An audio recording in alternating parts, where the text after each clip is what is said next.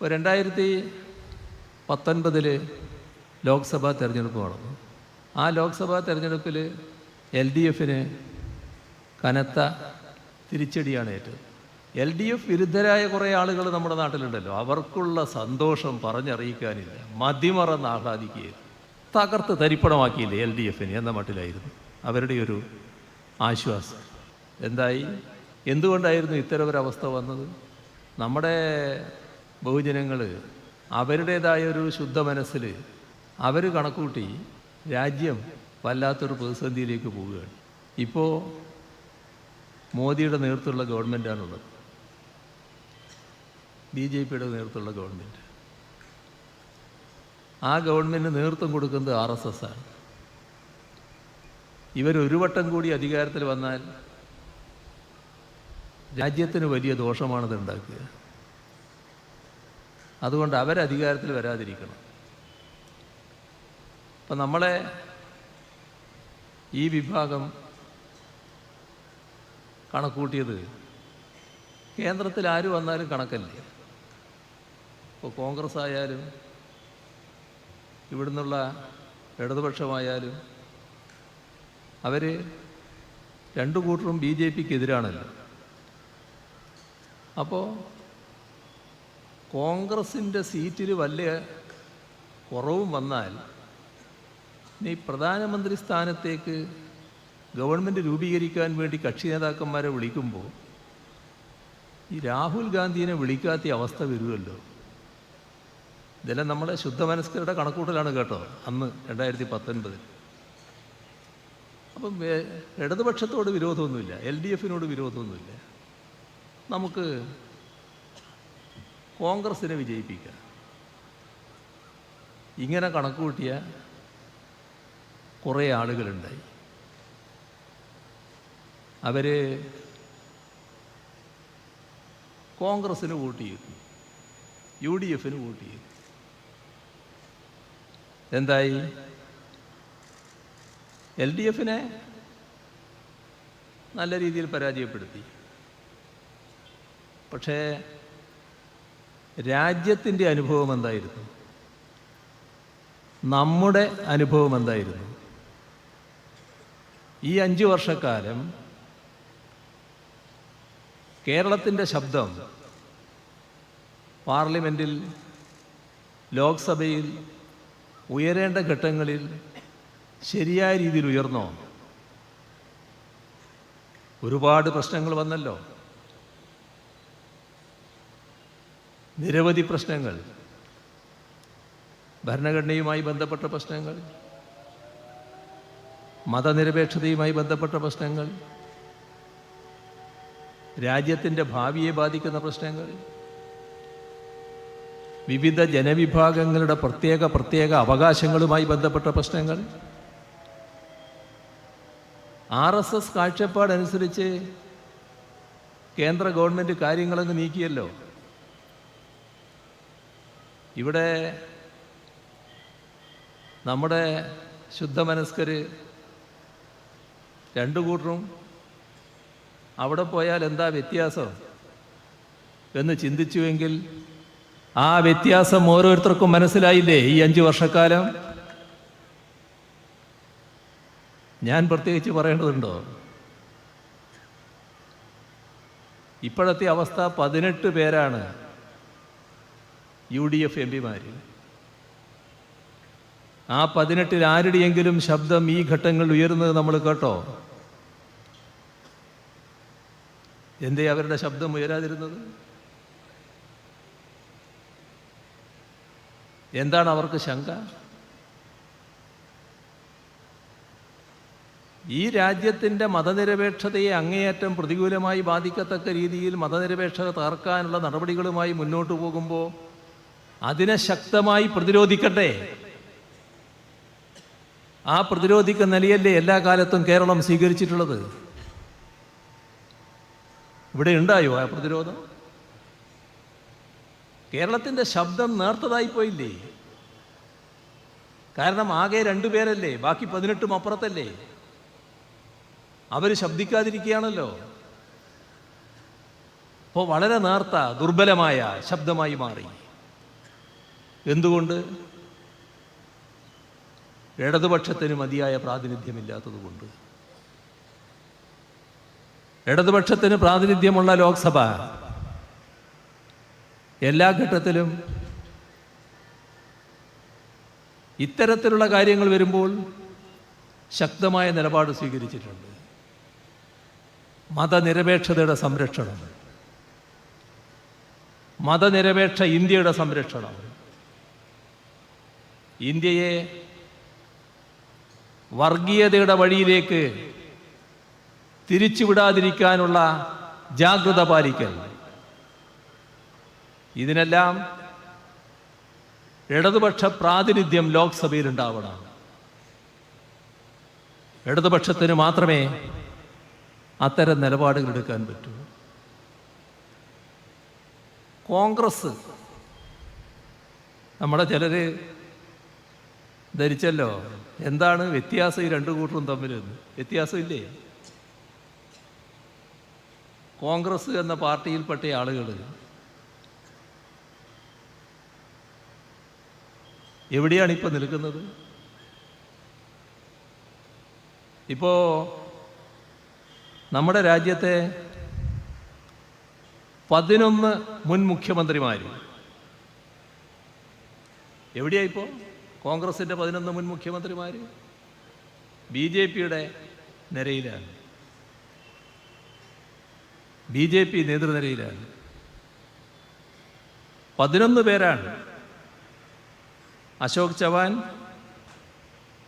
Amarinder Singh, Digambar Kamath, SM Krishna, Vijay Bahuguna, Kiran Kumar Reddy, ND Tiwari, Jagadambika പാൽ, പ്രേമഖണ്ഡു, നാരായൺ റാണെ,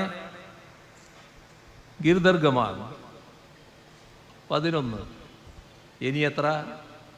ആർക്കും പറയാനാവില്ല. ആർക്കെങ്കിലും പറയാനാവുമോ? എത്രയാൾ ഈ പട്ടികയിൽ നിരന്നു നിൽക്കുന്നു എന്ന് ആർക്ക് ഉറപ്പിക്കാൻ പറ്റും? ഇതാണ് കോൺഗ്രസിൻ്റെ നില. ഏത് സ്ഥാനത്തുള്ളവരും ഇങ്ങനെ പോയവരിൽ വിവിധ സംസ്ഥാനങ്ങളിലെ കോൺഗ്രസ് പ്രസിഡന്റുമാരുണ്ട്. കേന്ദ്ര മന്ത്രിമാരായിരുന്നവർ, കോൺഗ്രസിൻ്റെ AICCയുടെ പ്രധാനികളായിരുന്നവർ, അങ്ങനെയുള്ള ഒട്ടേറെ ആളുകളാണ് BJPയിലേക്ക് ചേക്കേറിയിട്ടുള്ളത്. BJP 2 കൈയും നീട്ടി നിൽക്കുകയാണ്, എല്ലാ രീതിയിലും സ്വീകരിക്കുകയാണ്. ആവശ്യത്തിന് പണം, സ്ഥാനം വേണ്ടവർക്ക് സ്ഥാനം, എല്ലാം റെഡിയായി നിൽക്കുകയാണ്. അതിൻ്റെ കൂടെ ഒഴുകാൻ നമ്മുടെ എല്ലിന് കഷ്ണം ഇട്ട് കൊടുത്താൽ ഓടുന്ന ചില ജീവികളില്ലേ, ആ സൈസ് പിന്നാലെ ഓടുന്ന ഒരു രീതി കോൺഗ്രസിൻ്റെ ഭാഗത്ത്.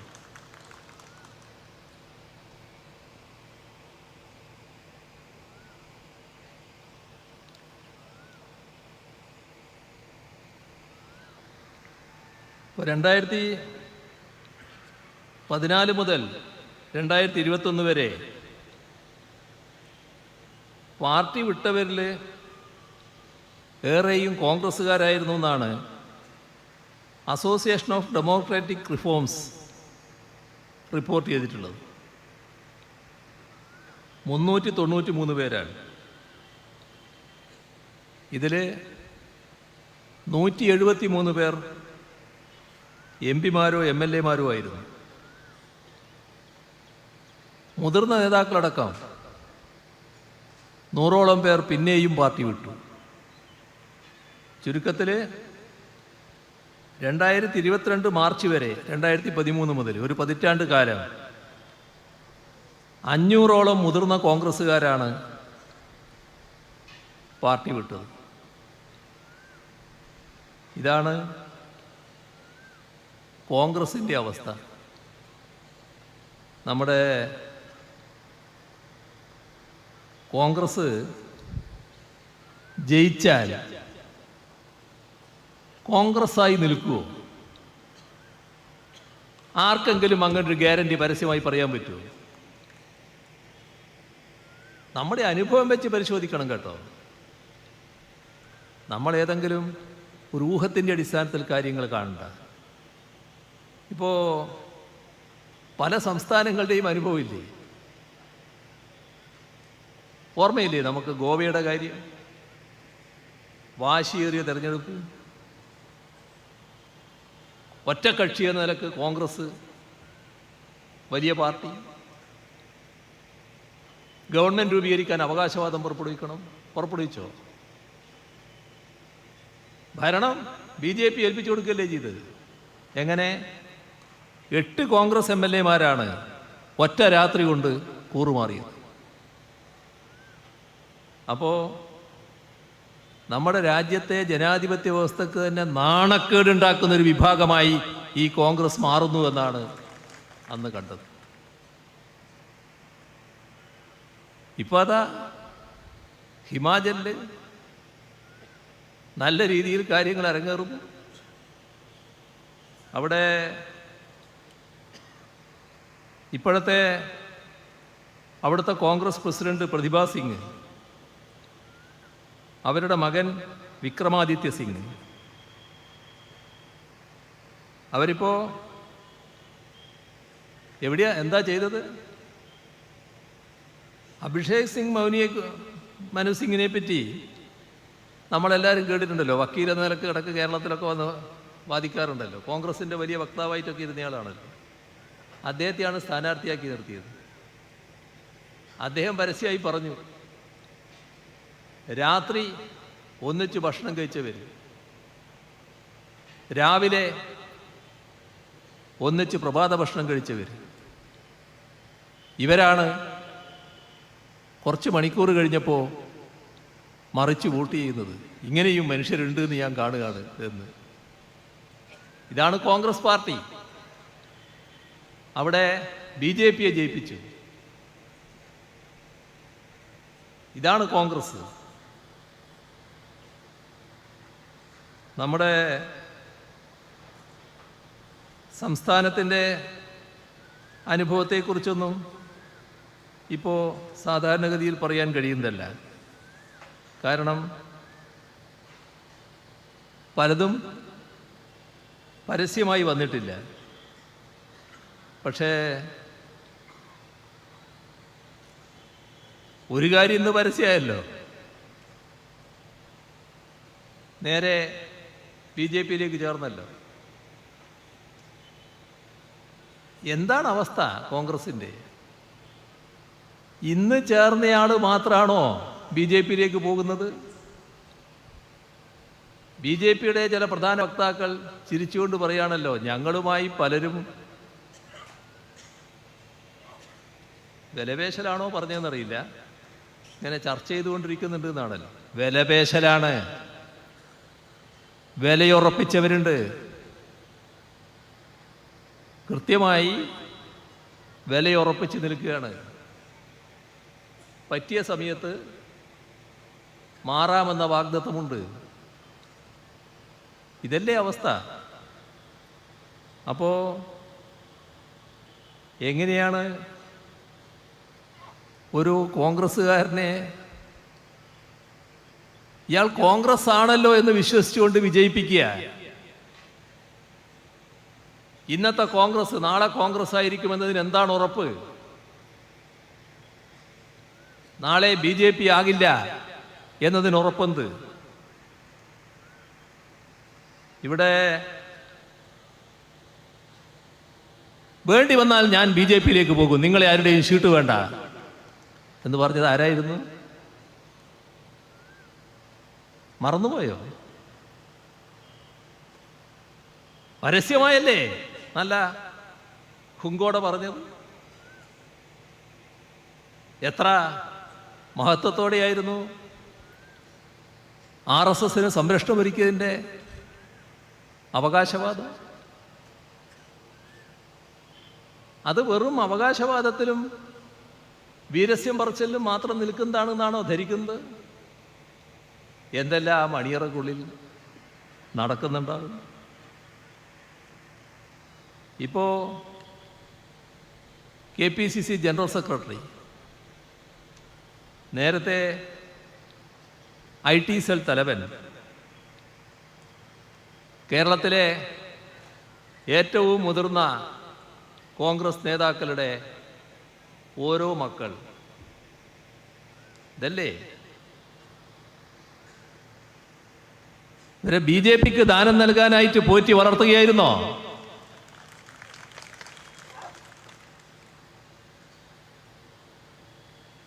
ഇവിടുത്തെ BJPയുടെ സ്ഥാനാർത്ഥിയുടെ പേരെല്ലാവരും ശ്രദ്ധിച്ചിട്ടുണ്ടാവുമല്ലോ അല്ലേ? എന്താണ് സംഭവിക്കുന്നതെന്നാണ് നോക്കേണ്ടത്. കഴിഞ്ഞ നിയമസഭാ തെരഞ്ഞെടുപ്പിൽ ധർമ്മടത്ത് അദ്ദേഹം മത്സരിച്ചതാണ് കോൺഗ്രസിൻ്റെ സ്ഥാനാർത്ഥിയായിട്ട്. വർഷമധികമായില്ലല്ലോ. അത് കഴിഞ്ഞ് ഇത്രയും വർഷമാകുമ്പോഴേക്ക് 2.5 വർഷമാണല്ലോ കഴിഞ്ഞത് പിന്നിട്ടത്. അപ്പോഴേക്ക് അദ്ദേഹത്തെ നമ്മൾ കാണുന്നത് BJP സ്ഥാനാർത്ഥിയായി ഇവിടെ മത്സരിക്കുന്നതാണ്. ധർമ്മടം തന്നെ ഉൾക്കൊള്ളുന്ന കണ്ണൂർ മണ്ഡലത്തിലെ BJP സ്ഥാനാർത്ഥിയായി മത്സരിക്കുന്നതാണ്. അടുത്ത മണ്ഡലത്തിലെ സ്ഥാനാർത്ഥിയായിട്ട് വരാൻ പോകുന്നു എന്നാണ് ധരിക്കേണ്ടത്. അദ്ദേഹത്തിൻ്റെ സഹോദരി നേരെ BJPയിൽ ചേർന്നും കഴിഞ്ഞിരിക്കുന്നു. ഇതൊക്കെയല്ലേ നടക്കുന്നത്? അപ്പോൾ ഏത് കോൺഗ്രസ്സുകാരി എപ്പോൾ BJPയിലേക്ക് പോകും എന്നത് ആർക്കും പറയാത്ത അവസ്ഥ. നിന്ന നിൽപ്പിൽ BJPയിലേക്ക് കാരണം പറഞ്ഞ് താൻ വർഗീയത പൂർണ്ണമായിട്ട് അംഗീകരിച്ചിരിക്കുന്നു എന്ന നിലപാടെടുക്കാൻ മടിയില്ലാത്ത ഒന്നായി കോൺഗ്രസ് മാറിയിരിക്കുകയാണ്. അപ്പോൾ നമ്മൾ കാണേണ്ടത് ഇത് BJPക്കെതിരായ ഒരു സമരം മാത്രമല്ല. ഈ തെരഞ്ഞെടുപ്പ് BJPയെ അനുകൂലിക്കാനിടയുള്ള ഇത്തരക്കാരുണ്ട്. ആ അവസരവാദികൾക്കെതിരെയുള്ള സമരം കൂടിയായിരിക്കണം ഈ തെരഞ്ഞെടുപ്പ്. അത്തരം അവസരവാദികളെ കൂടി പരാജയപ്പെടുത്തുന്ന തെരഞ്ഞെടുപ്പായി ഈ തെരഞ്ഞെടുപ്പ് മാറണം. BJPയെ കേരളത്തിലെ ജനങ്ങൾ പൂർണ്ണമായും തള്ളിക്കളഞ്ഞിട്ടുള്ളതാണ്. അവരേത് തരത്തിലുള്ള കളി കളിച്ചാലും കേരളത്തിൻ്റെ മനസ്സിനെ ഒപ്പം നിർത്താനാകില്ല. അതാണ് കേരളത്തിൻ്റെ പ്രത്യേകത. പക്ഷേ ഞങ്ങളിപ്പോൾ മതനിരപേക്ഷമാണെന്ന് പറഞ്ഞ് നാളെ BJP ആകാനിടയുള്ള ആളുകളെ കൂടി കണക്കിലെടുക്കേണ്ടതുണ്ട്. നമ്മൾ അത്തരം ആളുകളെ കൂടി പരാജയപ്പെടുത്തുക എന്നത് ഏറ്റവും പ്രധാനമാണ്. നമ്മുടെ സംസ്ഥാനത്ത് കുറച്ച് ദിവസം മുൻപ് ഇവരുടെ ഒരു യാത്രയുണ്ടായിരുന്നല്ലോ. എന്തോ ഒരു പേരുണ്ടായിരുന്നല്ലോ. അതിന് പേരിന് ചില അർത്ഥങ്ങളുണ്ടാകണമല്ലോ. ആ അർത്ഥത്തിനനുസരിച്ചല്ലാത്തത് കൊണ്ട് പേര് നമ്മൾ പറയേണ്ടതില്ല. അവർ ജാഥ നടത്തി തമ്മിൽ വേണ്ടത്ര അടിച്ചു. പിന്നെ പരസ്യമായി എങ്ങനെ പറയണമെന്നുള്ളത് KPCC പ്രസിഡന്റ് തന്നെ കാണിച്ചു കൊടുത്തു. അതെല്ലാം പരസ്യമായിട്ട് കണ്ടതാണല്ലോ. അവസാനം സമാപനത്തിന് ആരാ വന്നത്? ഒരു മുഖ്യമന്ത്രിയെ കൊണ്ടുവന്നു. നല്ലത്. രാജ്യത്ത് കോൺഗ്രസിനുള്ള ഒരു മുഖ്യമന്ത്രി. അത് തെലങ്കാനയുടെ മുഖ്യമന്ത്രിയായിരുന്നു. അദ്ദേഹം ഇവിടെ വന്ന് തിരിച്ച് തെലങ്കാനയിൽ പോയി. തെലങ്കാനയിൽ ചെന്നിട്ട് ആദ്യം പറഞ്ഞത് എന്താണെന്നറിയോ? നരേന്ദ്രമോദി തനിക്ക് വലിയേട്ടനെ പോലെയാണ്. എങ്ങനെയുണ്ട്? മോദിയെ വലിയേട്ടനായി അംഗീകരിക്കുന്ന മുഖ്യമന്ത്രി. ഈ ഇവിടുത്തെ പ്രതിപക്ഷ നേതാവ് അടക്കമുള്ളവർക്ക് നാണം എന്ന് പറയുന്ന ഒന്നുണ്ടോ? പ്രധാനമന്ത്രി വന്നപ്പോൾ കേരളത്തിൻ്റെ മുഖ്യമന്ത്രി എന്ന നിലക്ക് അദ്ദേഹത്തെ വിമാനത്താവളത്തിൽ സ്വീകരിക്കുമ്പോൾ ഞാൻ ഇങ്ങനെ കൈകൂപ്പി വണങ്ങി. എന്തെല്ലാം പുകിലായിരുന്നു! ഏതൊക്കെ തരത്തിലാണ് അതിനെ വ്യാഖ്യാനിക്കാൻ നോക്കിയത്? സാധാരണ മര്യാദ അനുസരിച്ച് ചെയ്യുന്ന കാര്യമല്ലേ അതൊക്കെ? ആ മര്യാദയാണോ തനിക്ക് വലിയേട്ടനാണ് നരേന്ദ്രമോദി എന്ന് മുഖ്യമന്ത്രി പറയൽ? അതല്ലേ തെലങ്കാന മുഖ്യമന്ത്രി കാണിച്ചത്? അപ്പോ അവിടെ നിർത്തിയില്ല. തെലങ്കാനയെ ഗുജറാത്ത് മോഡലിൽ വികസിപ്പിക്കണം എന്നാണ് അദ്ദേഹം പറഞ്ഞത്. തൻ്റെ ആഗ്രഹം അതാണെന്നാണ്. എവിടെയാ വ്യത്യാസം? എന്താണ് ബി ജെ പിയുമായുള്ള വ്യത്യാസം? ബി ജെ പിക്ക് നേതൃത്വം കൊടുക്കുന്ന നരേന്ദ്രമോദിയുടെ നയവുമായിട്ട് എവിടെയാണ് വ്യത്യാസം? ഇവിടെ കോൺഗ്രസ്സുകാര് രണ്ട് തരത്തിലുണ്ട്. ഒന്ന്, അവര് കോൺഗ്രസിൽ നിന്ന് പിന്നെ ബി ജെ പിയിലേക്ക് ചാടിപ്പോവുകയാണ്. മറ്റൊരു കൂട്ടർ കോൺഗ്രസിൽ തന്നെ നിൽക്കുന്നു, ബി ജെ പിക്ക് വേണ്ടി പ്രവർത്തിക്കുന്നു. പിന്നെ ഒരു അവസരത്തിൽ ചാടണമെങ്കിൽ ചാടും. ഇദ്ദേഹം നേരത്തെ പറഞ്ഞ കാര്യമുണ്ട്. തെലങ്കാനയിൽ കോൺഗ്രസ് അധികാരത്തിലെത്തിയാൽ 100 അസംബ്ലി മണ്ഡലങ്ങളിൽ 10 കോടി രൂപ ചെലവിട്ട്, എല്ലാം കൂടിയല്ല കേട്ടോ, 10 കോടി വീതം ഓരോ മണ്ഡലത്തിലും ചെലവിട്ട് രാമക്ഷേത്രം പണിയും. അദ്ദേഹത്തിൻ്റെ തെരഞ്ഞെടുപ്പ് വാഗ്ദാനമാണ്. ഇപ്പൊ തെരഞ്ഞെടുപ്പ് കഴിഞ്ഞതല്ലേ ഉള്ളൂ, ആ ഘട്ടത്തിലുണ്ടായ തെരഞ്ഞെടുപ്പ് വാഗ്ദാനമാണ്. ഇതാണ് ആള്. അദ്ദേഹം ഇതൊക്കെ പറഞ്ഞില്ലെങ്കിലല്ലേ ആശ്ചര്യപ്പെടേണ്ടതുള്ളൂ. ഓരോ ദിവസവും പുതിയ പുതിയ വാർത്തകൾ വരികയല്ലേ. കോൺഗ്രസിൽ നിന്ന് ആളുകൾ ചാടിപ്പോകുന്നതിൻ്റെ വാർത്തകൾ. എത്ര സംസ്ഥാനങ്ങൾ നമ്മുടെ രാജ്യത്ത് കോൺഗ്രസിൻ്റെ കയ്യിലുള്ളത് ബി ജെ പിക്ക് അടിയറ വെച്ചിട്ടുണ്ട്. ഇവിടെ അധികാരം തളികയിൽ വെച്ച് കോൺഗ്രസിന്റെ കൈകളിൽ കൊടുത്തു എന്ന് പറഞ്ഞാൽ തെറ്റില്ലാത്ത അവസ്ഥയല്ലേ? അരുണാചൽ പ്രദേശ് 2016 ജൂലൈയിൽ കോൺഗ്രസ് ആണ് അരുണാചൽ പ്രദേശിൽ അധികാരത്തിൽ വന്നത്. 60 സീറ്റ് ആകെ. ഭൂരിപക്ഷമൊക്കെ ഉണ്ട് കേട്ടോ. 44-ൽ കോൺഗ്രസ് ജയിച്ചു. 60-ൽ 44 ഉണ്ടായാൽ പിന്നെ എന്താ സംശയിക്കാനുള്ളത്? കോൺഗ്രസിന്റെ തനത് ഭരണം. പക്ഷേ ജൂലൈ, അടുത്ത മാസം ആഗസ്റ്റ്, പിന്നെ സെപ്റ്റംബറിൽ എന്തായി? ഈ 44 പേരും കോൺഗ്രസ് വിട്ടു. ഒരു പ്രത്യേകത ഉണ്ടായത്, ആദ്യം തന്നെ ബി ജെ പി പോയില്ല. ബി ജെ പിയുടെ സഖ്യകക്ഷിയുണ്ട് അവിടെ, പീപ്പിൾസ് പാർട്ടി ഓഫ് അരുണാചൽ. ഈ 43 പേര് അതിൽ ചേർന്നു. 44-ൽ 43 ആള് ഈ കക്ഷി ചേർന്നു. പക്ഷേ 5 മാസം കഴിഞ്ഞപ്പോൾ ഇവരെല്ലാവരും ബി ജെ പി തന്നെയായി. ഈ പ്രേമഖണ്ഡു എന്ന് പറയുന്ന അവിടുത്തെ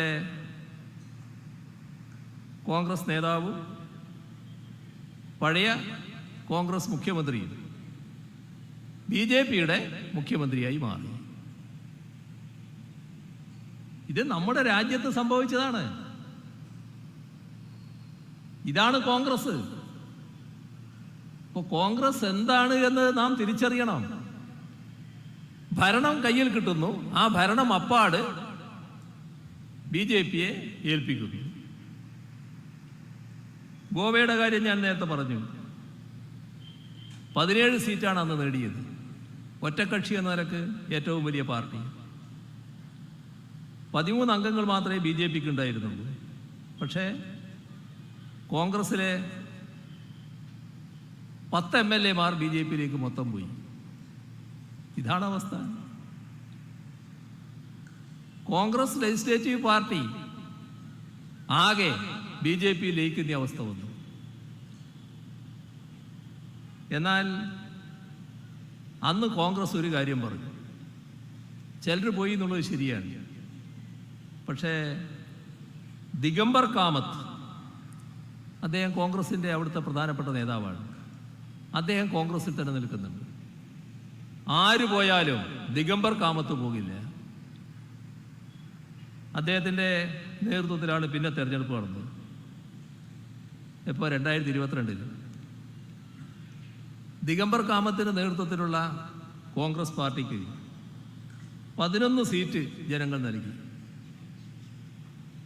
നോക്കണേ, ആര് പോയാലും ദിഗംബർ കാമത്ത് പോകില്ല എന്നാണ് കോൺഗ്രസ് പരസ്യമായി പറഞ്ഞിരുന്നത്.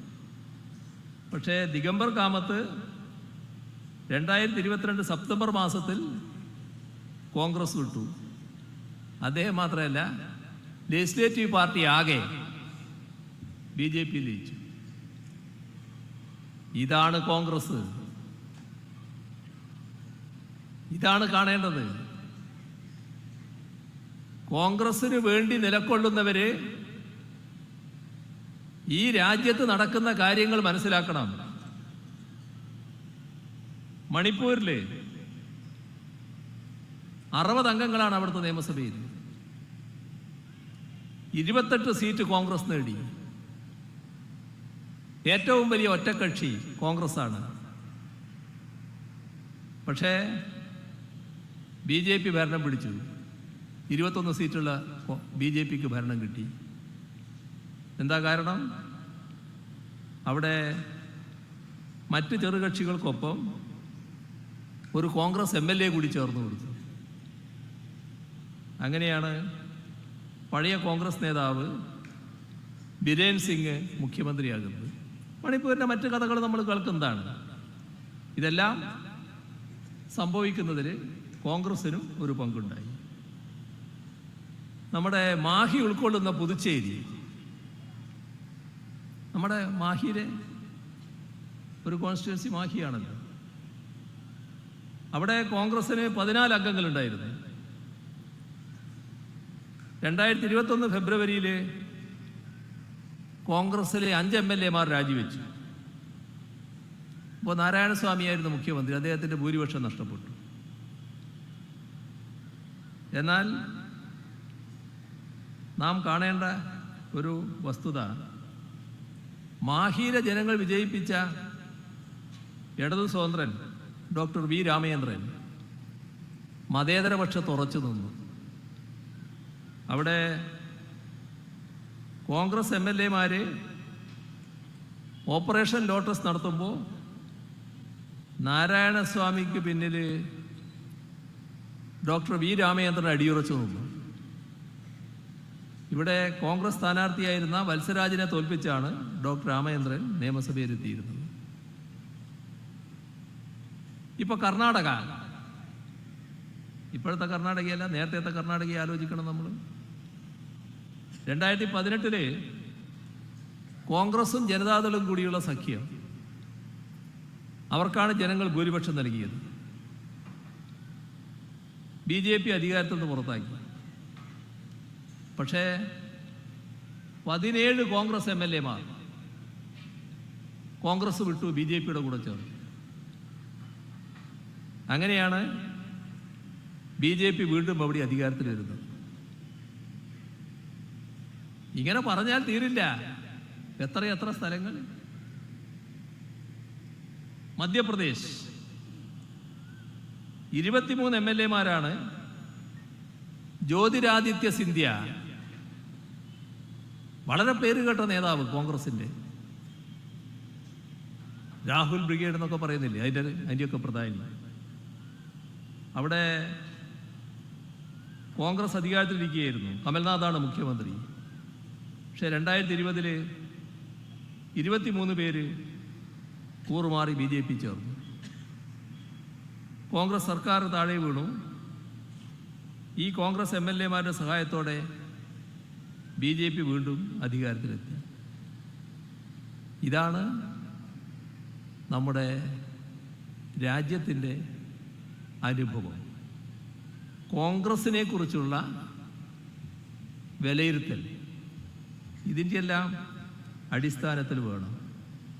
ഇന്ന് കാണുന്ന ഏത് പ്രധാനിയും നാളെ അതേ നിലയിൽ തുടരുമോ അല്ല BJP ആയി കാണേണ്ടി വരുമോ എന്നത് ആർക്കും ഉറപ്പിച്ചു പറയാൻ കഴിയാത്ത അവസ്ഥയാണ് എന്നത് നാം പ്രത്യേകമായി കണ്ടുപോകേണ്ടതായിട്ടുണ്ട്.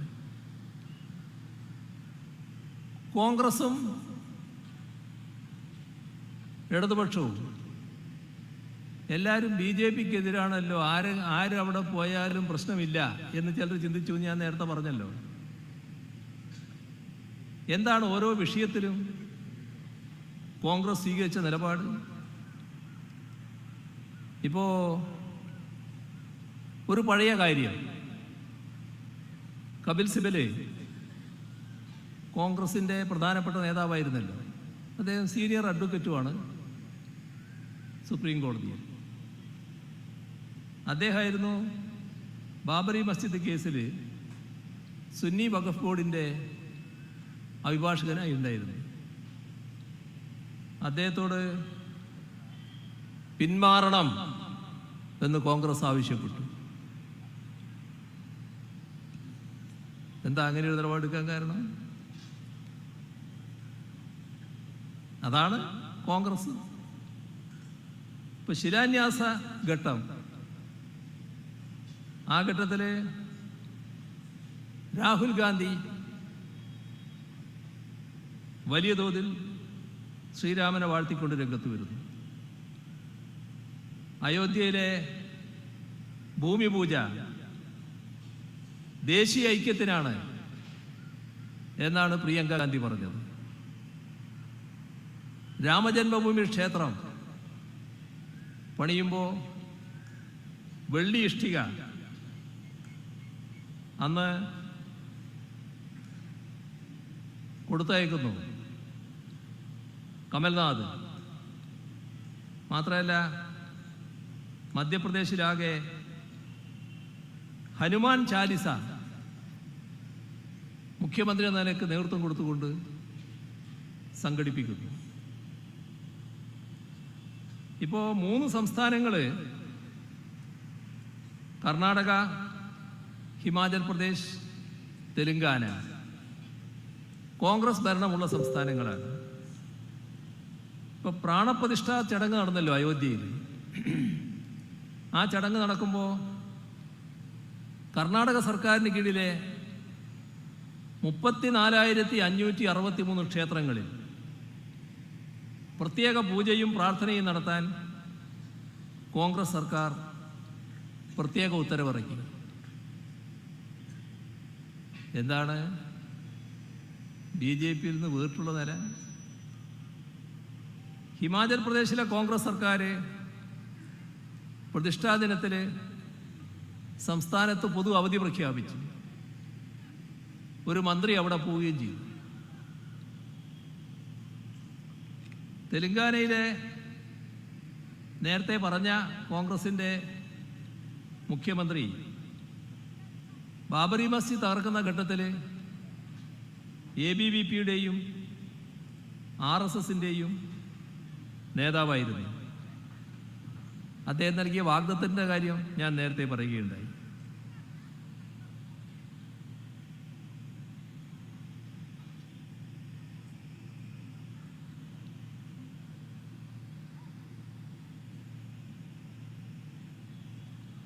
$10 കോടി വീതം ചെലവിട്ട് രാമക്ഷേത്രം പണിയും എന്ന് പ്രഖ്യാപിച്ചത് തെലങ്കാനയിൽ കോൺഗ്രസ് നടത്തിയ ഹാത്ത് സേ ഹാത്ത് ജോഡോ യാത്രയുണ്ടായിരുന്നു. അതിനിടെയാണ്. അപ്പോൾ BJPയുടെ അതേ നിലപാട് സ്വീകരിച്ച് നേരിടുക, ഇതാണ് കോൺഗ്രസ് സ്വീകരിച്ചിട്ടുള്ളത്. നമ്മുടെ രാജ്യത്ത്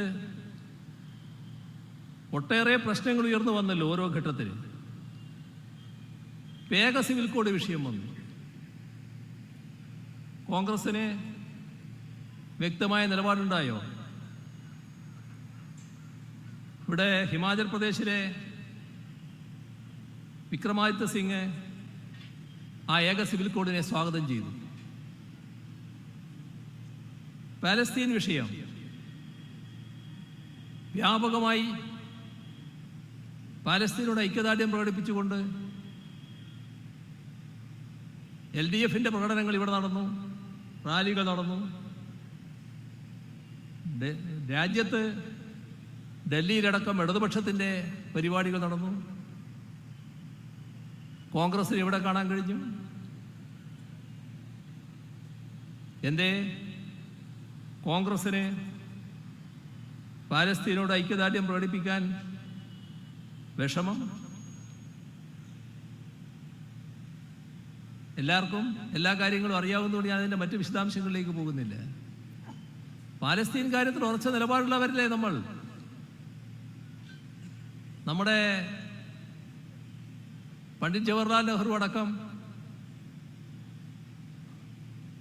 ഒട്ടേറെ പ്രശ്നങ്ങളിൽ നിലപാട് പ്രഖ്യാപിച്ചിട്ടുണ്ടല്ലോ.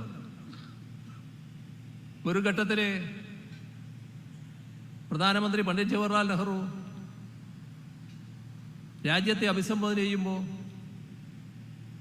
യാസർ അറാഫത്തായിരുന്നു കൂടെയുണ്ടായിരുന്നത്. പാലസ്തീനെ മാത്രമേ അംഗീകരിച്ചിരുന്നുള്ളൂ, ഇസ്രയേലിനെ അംഗീകരിച്ചിരുന്നില്ല. ഇസ്രയേലിന് അംഗീകാരം കൊടുത്തത് നരസിംഹറാവുവിൻ്റെ കാലം തൊട്ടാണ്. പിന്നീട് തുറന്നു വന്നു. അതേ നയം കോൺഗ്രസ് സ്വീകരിച്ചു വരുന്നു. ഡൽഹിയിലെ സർക്കാരിനെതിരെ കേന്ദ്ര ഗവൺമെൻറ് സ്വീകരിക്കുന്ന നടപടികൾ കോടതിയുടെ ഇടപെടൽ വന്നു. അപ്പോൾ ആ കോടതിയുടെ ഇടപെടലിനെ ദുർബലപ്പെടുത്താൻ വേണ്ടി ഒരു ഓർഡിനൻസുമായി കേന്ദ്ര സർക്കാർ വന്നു. രാജ്യമാകെ ഡൽഹി സർക്കാരിനോടൊപ്പം മിക്കവാറും പാർട്ടികൾ മുഴുവൻ. കോൺഗ്രസ് നിന്നോ? കോൺഗ്രസ് അതിൻ്റെ കൂടെ നിന്നില്ല. മാത്രമല്ല, ഡൽഹിയിലെയും പഞ്ചാബിലെയും കോൺഗ്രസ് കെജ്രിവാളിനെയും AAPയെയും അതിശക്തമായി ആക്ഷേപിക്കുന്ന നിലയാണെടുത്തത്. എല്ലാം കഴിഞ്ഞ് അവസാനം കോൺഗ്രസ് ആം ആദ്മി സർക്കാരിനെ പേരിന് പിന്തുണക്കുന്ന നില സ്വീകരിച്ചു. ആദ്യം ശക്തമായി എതിർക്കും. പൗരത്വ നിയമ ഭേദഗതി അർത്ഥശങ്കക്കിടയില്ലാതെ കേരളം പ്രഖ്യാപിച്ചല്ലോ, ഇവിടെ അത് നടപ്പാക്കില്ല എന്ന്. കോൺഗ്രസിന് അങ്ങനെ ഒരു നിലപാടെടുക്കാൻ കഴിഞ്ഞോ ആദ്യഘട്ടത്തിൽ? ആ ഘട്ടത്തിൽ കേരളത്തിൽ നിന്നൊരു കോൺഗ്രസ് MP ഈ പൗരത്വ ഭേദഗതി ബിൽ പാർലമെന്റിൽ പാസ്സാക്കിയെടുക്കുന്ന നേരത്ത് ഒരു ഫേസ്ബുക്ക് പോസ്റ്റ് ഇട്ടു. ആ ഫേസ്ബുക്കിൽ പങ്കുവെച്ചത് സോണിയാഗാന്ധിയുടെ പിറന്നാൾ വിരുന്നിൻ്റെ ചിത്രങ്ങളായിരുന്നു. ഘട്ടം ഇതാണ് കേട്ടോ. അതല്ല അവർക്ക് പ്രധാനമായിട്ട് കാണാൻ കഴിയും. പൗരത്വ ബിൽ വിഷയത്തിൽ ഏറ്റവും ഒടുവിലാണ് കോൺഗ്രസിൻ്റെ ഭാഗത്തുനിന്ന് പ്രതികരണം ഉണ്ടാകുന്നത്. ഇപ്പൊ കേരളം നിയമസഭ അതിനെതിരെ പ്രമേയം പാസാക്കി. കോൺഗ്രസ് ഭരിച്ച സംസ്ഥാനമായിരുന്നല്ലോ രാജസ്ഥാനും മധ്യപ്രദേശും. കൊണ്ടുവന്നോ പ്രമേയം നിയമസഭയിൽ? എന്തേ കഴിയാതിരുന്നത്? അവിടെയാണ് BJPയോടൊപ്പമുള്ള മനസ്സ്. മുത്തലാഖ് ബിൽ, മുത്തലാഖിന്റെ കാര്യത്തിൽ നേരത്തെ തന്നെ സുപ്രീം കോടതി വ്യക്തമായ നിലപാടെടുത്തിട്ടുണ്ട്. ആ സുപ്രീം കോടതി വിധിയൊരു നിയമപരമായിട്ട് തന്നെ നിലനിൽക്കുകയാണ്. പക്ഷെ ഇവിടെ ചെയ്തത് എന്താ? ഇവിടെ 3 വർഷം തടവ് ശിക്ഷ, ക്രിമിനൽ കുറ്റം. ഇത് വിവാഹമോചന കേസിൽ ആദ്യമായിട്ട് ഒരു വിഭാഗത്തിന് നേരെ സ്വീകരിക്കുന്ന നിലയാണ്. ഇത് കൃത്യമായി വിവേചനം കാണിക്കലായിരുന്നു. ഒരു വിഭാഗത്തോടുള്ള വിവേചനത്തിൻ്റെ ഭാഗമായിരുന്നു. അതുകൊണ്ട് തന്നെ ഇടതുപക്ഷ എം പിമാർക്ക് അതിലൊരു പ്രയാസം ഉണ്ടായില്ല. ഇത് ഭരണഘടനാ വിരുദ്ധമാണ് എന്ന് പാർലമെന്റിൽ പറയാൻ. പക്ഷേ കോൺഗ്രസ് ശബ്ദിക്കാൻ തയ്യാറായില്ല. അവർ ബഹിഷ്കരിച്ചു പോയി. എങ്ങനെയുണ്ട്? അഭിപ്രായം പറയാൻ മടി, വോട്ടെടുപ്പിന് നിൽക്കുന്നില്ല, സഭയിൽ നിന്ന് ഇറങ്ങിപ്പോയി കളയും. രാജ്യത്ത്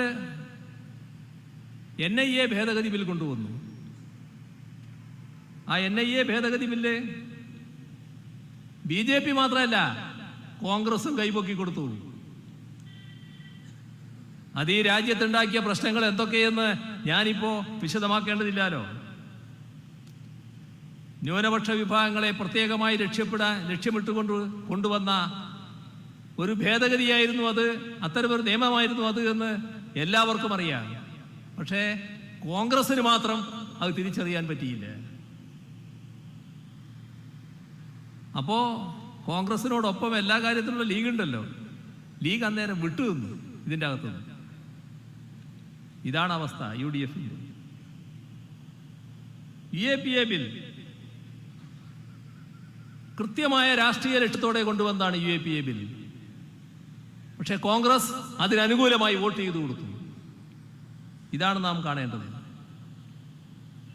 ആരെയും ഭീകരനായി പ്രഖ്യാപിക്കാൻ പുതിയ ഭേദഗതി NIAക്ക് അധികാരം നൽകുകയാണ്. അങ്ങനെയുള്ള അമിതാധികാരത്തെ അംഗീകരിച്ചു കൊടുക്കുന്ന നിലപാടാണ് കോൺഗ്രസ് എടുത്തത്.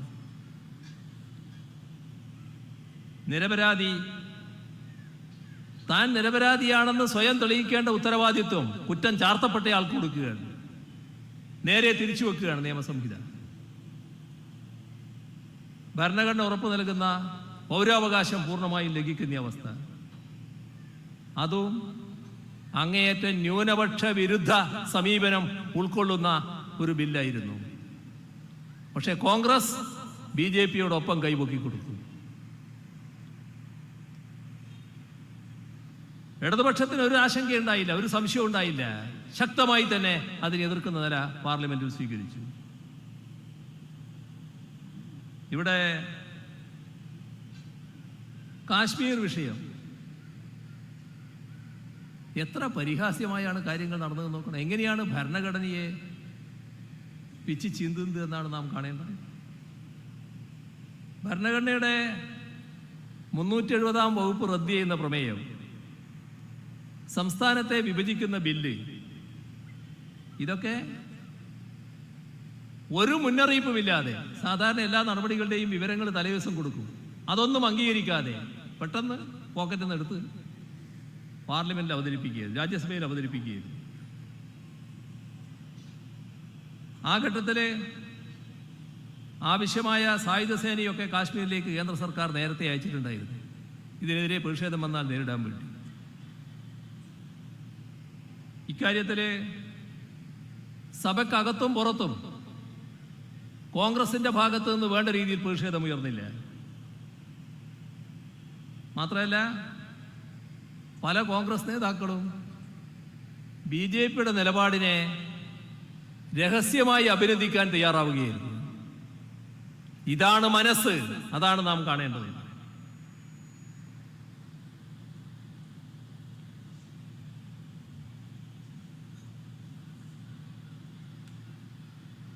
കേരളത്തില് നമ്മൾ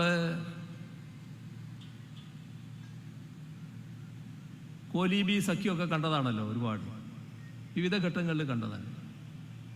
അപ്പം അത് കേരളത്തിലെ സംബന്ധിച്ചൊരു വാർത്തയല്ല. പക്ഷെ കേരളം വിട്ടാൽ കടുത്ത മത്സരമല്ലേ കോൺഗ്രസും BJPയും ഒക്കെ തമ്മിൽ എന്നാണല്ലോ നമ്മൾ ഒക്കെ കേൾക്കുന്നത്.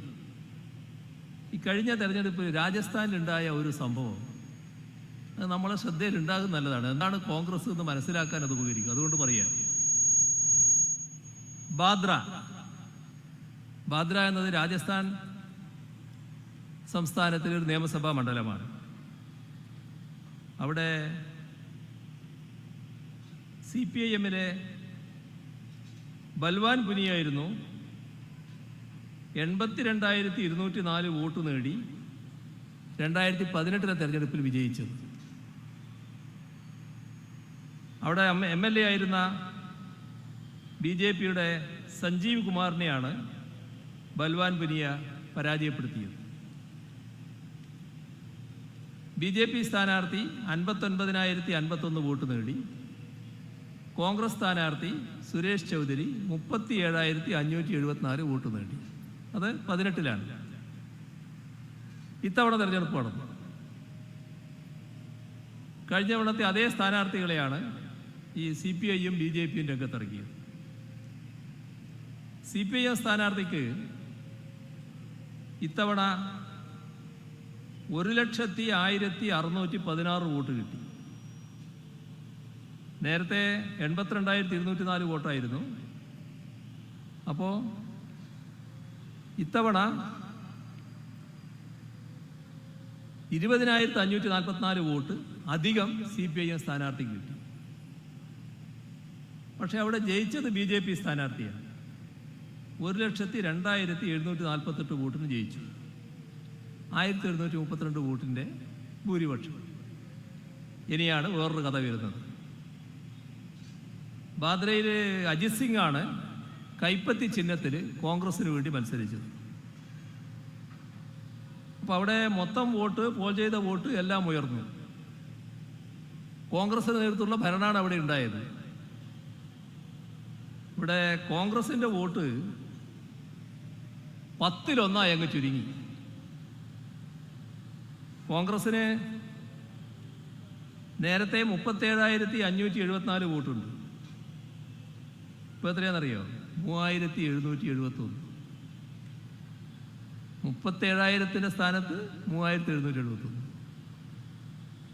ബാക്കി കാര്യം നമുക്ക് ഊഹിക്കാവുന്നതാണ്. ഇവിടെ നാം കാണുന്ന കളി അവിടെ കളിക്കുന്നതിന് അവർക്ക് പ്രയാസമുണ്ടായില്ല എന്ന്. ഇതാണ് കോൺഗ്രസ്. ഇത് നാം മനസ്സിലാക്കേണ്ട ഒരു കാര്യമാണ്.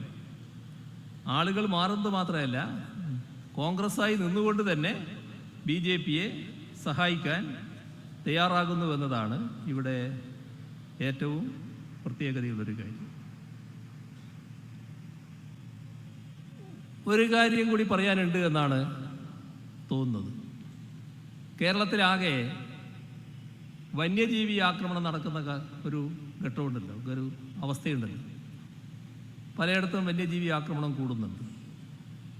യഥാർത്ഥത്തിൽ അതിനെ എങ്ങനെ നേരിടണം? ഇപ്പോൾ കോൺഗ്രസ്, BJP, അവരെ ഇളക്കി വിടുന്ന മറ്റു ചില ആൾക്കാർ, ഇവരെല്ലാം സംസ്ഥാന സർക്കാരിന് എന്തോ ഇക്കാര്യത്തിൽ വേണ്ട രീതിയിൽ പ്രവർത്തിക്കാൻ കഴിയുന്നില്ല എന്നൊരു ചിത്രം ഉയർത്താനാണ് ശ്രമിക്കുന്നത്. ഇപ്പോൾ വന്യജീവി ആക്രമണം നേരിടാൻ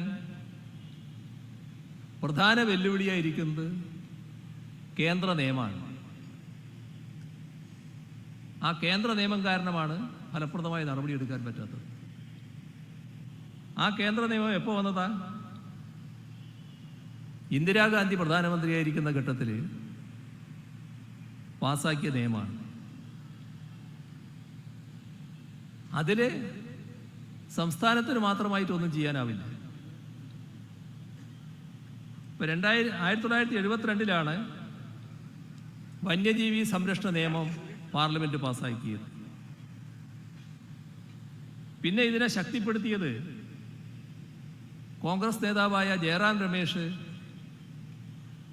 കേന്ദ്ര പരിസ്ഥിതി മന്ത്രിയായിരുന്നപ്പോഴാണ്. ഇത് വീണ്ടും ശക്തിപ്പെടുത്തി. 30/1/2013 കേന്ദ്ര സർക്കാരും നാഷണൽ ടൈഗർ കൺസർവേഷൻ അതോറിറ്റിയും പുറപ്പെടുവിച്ച ജനവാസ മേഖലകളിൽ എത്തുന്ന കടുവകളെ എങ്ങനെ കൈകാര്യം ചെയ്യണം എന്ന് വിശദീകരിക്കുന്ന SOP, സ്റ്റാൻഡേർഡ് ഓപ്പറേറ്റിംഗ് പ്രൊസീജിയർ, കാട്ടാനകളെ എങ്ങനെ കൈകാര്യം ചെയ്യണമെന്ന് വിശദീകരിക്കുന്ന ഗൈഡ് ലൈൻസ്, ഇതനുസരിച്ചേ കാര്യങ്ങൾ ചെയ്യാൻ പറ്റും. ഈ കേന്ദ്ര നിയമം ഭേദഗതി ചെയ്യാൻ സംസ്ഥാന സർക്കാരിന് അധികാരമില്ല. അത് ചെയ്യേണ്ടത് ഇപ്പോഴത്തെ കേന്ദ്ര ഗവൺമെൻറ്റാണ്. നേരത്തെ കോൺഗ്രസിൻ്റെ കേന്ദ്ര ഗവൺമെൻറ് സ്വീകരിച്ച ആ നിലപാട് ഭേദഗതി ചെയ്യണം എന്ന് സംസ്ഥാനം കേന്ദ്രത്തോട് ആവശ്യപ്പെട്ടു. ഇവിടെ കേന്ദ്ര വനം മന്ത്രി വന്നു ഈ അടുത്ത ദിവസം. അദ്ദേഹം പരസ്യമായി പറഞ്ഞു അത് ഭേദഗതി ചെയ്യാൻ ഉദ്ദേശിക്കുന്നില്ല. അപ്പോൾ നേരത്തെ കോൺഗ്രസ് അംഗീകരിച്ച നിയമം ഇപ്പോൾ BJPയും അതേ രീതിയിൽ നടപ്പാക്കുന്നു. അപ്പോൾ ആരാണ് ഇതിന് ഉത്തരവാദി? ഈ രണ്ടു കൂട്ടരും. ഈ അവസ്ഥയിൽ മാറ്റം വരുത്താത്തത്. നമ്മുടെ രാജ്യത്ത് വന്യമൃഗങ്ങൾ വർദ്ധിച്ചു വരുമ്പോൾ അതിനനുസരിച്ചുള്ള നിലപാട് സ്വീകരിക്കാൻ കഴിയണ്ടേ? മറ്റ് രാജ്യങ്ങൾ സ്വീകരിക്കുന്ന നിലയില്ലേ? അതിനനുസരിച്ച് പോകാൻ കഴിയണ്ടേ? അത് സംസ്ഥാനത്തിന് മാത്രമായി ചെയ്യാൻ കഴിയില്ലല്ലോ. അപ്പോൾ സംസ്ഥാന സർക്കാരിനെ രാഷ്ട്രീയ ലക്ഷ്യത്തോടെ ആക്രമിക്കാൻ ശ്രമിക്കുകയാണ്. ആര്? ഇതിനെല്ലാം ഉത്തരവാദികളായ കോൺഗ്രസും BJPയും തന്നെ. അതാണിതിലെ ഏറ്റവും രസാവഹമായ വസ്തുത. 18 UDF MPമാരുണ്ടല്ലോ. ഈ കേന്ദ്ര നിയമത്തെക്കുറിച്ച് ഒരക്ഷരം പാർലമെന്റിൽ സംസാരിച്ചോ? പോട്ടെ, വയനാടിനെ പ്രതിനിധീകരിക്കുന്ന ആളാണല്ലോ രാഹുൽ ഗാന്ധി. അദ്ദേഹത്തിന് ഇപ്പോഴുള്ള നില വെച്ച് ലോക്സഭയിൽ എഴുന്നേറ്റ് നിന്നാൽ സമയം കിട്ടുമല്ലോ. വയനാടിന്റെ പ്രശ്നം അവതരിപ്പിച്ചോ ഏതെങ്കിലും ഘട്ടത്തിൽ?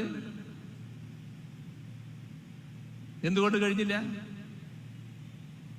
രാഹുൽ ഗാന്ധി അടക്കമുള്ള 18 പേരും കേന്ദ്ര നിയമം മാറ്റുന്നതിനെ കുറിച്ച് പാർലമെന്റിൽ സംസാരിക്കാനേ തയ്യാറായില്ല. അപ്പോ വലിയ വീഴ്ച അവരുടെ ഭാഗത്തുണ്ടായി എന്നാണ് കാണാൻ കഴിയുക. ഇപ്പൊ അവര് വലിയ തോതിൽ മോർച്ചറി കയറി ശവമടക്കം എടുത്തുകൊണ്ട് പോവുകയാണ് പ്രതിഷേധിക്കാൻ. ഇതാണ് വസ്തുത. നിങ്ങളാണ് അതിന് ഉത്തരവാദികൾ. ഈ രണ്ടു കൂട്ടരുമാണ്. ആദ്യത്തെ ഉത്തരവാദി കോൺഗ്രസ്, ഇപ്പോ ഭേദഗതി ചെയ്യാത്ത നിയമം ഭേദഗതി ചെയ്യാത്ത കേന്ദ്ര ഗവൺമെന്റ് നേതൃത്വം കൊടുക്കുന്ന BJP. അത് രണ്ടു കൂട്ടരും ആദ്യം അംഗീകരിക്കണം. ഇപ്പൊ ജനവാസ മേഖലകൾ ഇറങ്ങുന്ന വന്യജീവികളെ വെടിവെച്ച് കൊല്ലാൻ ചീഫ് വൈൽഡ് ലൈഫ് വാർഡന് അധികാരമുണ്ടായിട്ടും അപ്രകാരം ചെയ്യുന്നില്ല എന്ന പ്രചരണമാണ് വ്യാപകമായി നടത്തുന്നത്. ഇതിന് കേന്ദ്ര സർക്കാർ ഏർപ്പെടുത്തിയ കർശന നിയന്ത്രണങ്ങളുണ്ട്. അത് കേന്ദ്ര വന്യജീവി സംരക്ഷണ നിയമത്തിലെ വകുപ്പ് 11(1)(a) പ്രകാരം ഉള്ളതാണ്. ഇതനുസരിച്ച് അപകടകാരിയായ വന്യമൃഗങ്ങളെ കൊല്ലാൻ ഉത്തരവിടുന്നതിന് മുൻപ് ചെയ്യേണ്ട കാര്യങ്ങളുണ്ട്. അത്തരം വന്യമൃഗങ്ങളെ പിടികൂടാനോ മയക്കുവെടി വെക്കാനോ മറ്റൊരു സ്ഥലത്തേക്ക് മാറ്റാനോ സാധ്യമല്ല എന്ന് ചീഫ് വൈൽഡ് ലൈഫ് വാർഡന് ബോധ്യപ്പെട്ടു എന്ന് കാര്യകാരണ സഹിതം എഴുതി രേഖപ്പെടുത്തണം. ഇതാണ് നിയമത്തിലെ വ്യവസ്ഥ. അപ്പോൾ ആദ്യം ഇതൊക്കെ ചെയ്യണമെന്നാണ് നിയമത്തിൽ കർശനമായി പറഞ്ഞിട്ടുള്ളത്. ഒരു ഉദാഹരണം, 2018 നവംബർ 2-ന് മഹാരാഷ്ട്രയിലെ പണ്ടർകോട എന്ന സ്ഥലത്ത് വെച്ച് 13ഓളം മനുഷ്യരെ കൊന്നു തിന്ന അവനി എന്നു പേരുള്ള ഒരു പെൺകടുവ, ആ പെൺകടുവയെ കൊല്ലാൻ Maharashtra chief wildlife warden shoot at sight order പുറപ്പെടുവിച്ചു. ഒരു മനുഷ്യ ശരീരത്തിൻ്റെ 60% കടുവ കഴിച്ചു എന്തായിരുന്നു ഇതിനുള്ള കാരണം. പക്ഷേ ബോംബെ ഹൈക്കോടതിയുടെ നാഗ്പൂർ ബെഞ്ച് ഈ കേസ് പരിഗണിക്കവേ നിരവധി ചോദ്യങ്ങൾ ചോദിച്ചു. കടുവ മാൻ ഈറ്റർ, അതായത് നരഭോജി ആണ് എന്നതിനുള്ള തെളിവുകൾ പരിശോധിക്കാൻ ആവശ്യപ്പെട്ടു. ബന്ധപ്പെട്ട ഉദ്യോഗസ്ഥർക്കെതിരെയും വെടിവെച്ച ആൾക്കെതിരെയുമുള്ള കേസ് ഇപ്പോഴും അവസാനിച്ചിട്ടില്ല. ഇതാണ് കേന്ദ്ര നിയമം. ആ നിയമമാണ് മാറ്റേണ്ടത്. ആ നിയമം മാറ്റേണ്ടത് മനുഷ്യന്റെ രക്ഷയ്ക്ക് ആവശ്യമാണ്. അതാണ് സംസ്ഥാന സർക്കാർ ആവശ്യപ്പെട്ടിട്ടുള്ളത്. അതിനാണ് നേരത്തെ കോൺഗ്രസ് അംഗീകരിച്ചതാണെങ്കിലും ഇപ്പോൾ BJP തയ്യാറാകാതിരിക്കുന്നത്. ഇപ്പോൾ BJP സർക്കാരാണ് ഈ നിലപാടെടുക്കേണ്ടത്, ഭേദഗതി ചെയ്യാൻ തയ്യാറാകേണ്ടത്. മനുഷ്യരുടെ രക്ഷയ്ക്ക് അത് ആവശ്യമാണ്.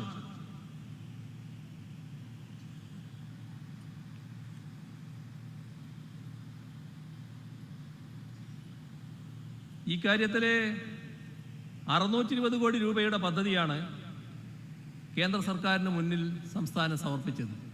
ഇക്കാര്യത്തിൽ സ്വീകരിക്കേണ്ട നടപടികൾ. പക്ഷേ ഇതേവരെ അനുകൂല നിലപാട് കേന്ദ്ര സർക്കാരിൽ നിന്ന് വന്നിട്ടില്ല.